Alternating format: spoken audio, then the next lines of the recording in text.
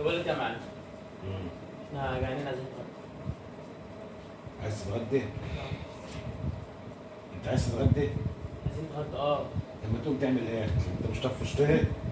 يا عم جعانين. مش فضلت تحرق وتنبر لغايه لما طفشتها؟ ما هي اللي غلطانه وانت عارف. هي دلوقتي الولايه دي من يوم ما انت بقيت زي البغل كده، عمرها في حياتي انا غضبتها مش غضبانه مني. ليه؟ كل يوم والتاني اتغضبت، كل يوم والتاني اتغضبت، والمره دي عملتها بالعين وخدت معاها البنات. لا حد يناولنا كوبايه ميه، ولا حد يناولنا يعمل لنا كوبايه شاي، ولا حد.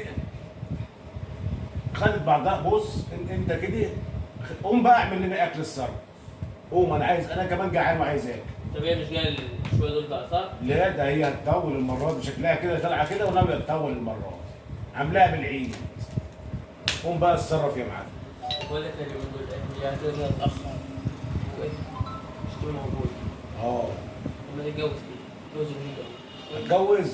اه مش بقول لك انت عايز تخربها وتقعد على يا عم اتجوز. والله انت عايز تخربها. اتجوز بس واسمع مني عشان برضه عايزين ناكل لقمة. والله انت عايز الولاد تقوم جايب خلينا نايمين في البيت، تقوم فاتحه كده حادفه ابوها في قلب البيت ومولعه فيه. انت عايزها تفجر البيت ده واحنا قاعدين فيه. يا عم لا لو ايش عرفك تبقى تعرف منين دي؟ هتعرف منين؟ مش تعرف. يعني في واحد بيتجوز في بلدنا ومن غير ما حدش بيعرف؟ يا عم مش عشان من خبر الحركه دي. مش حدش هيعرف من هناك. اه والله يا شيخ، والله يا شيخ، والله انت عايز تخربني.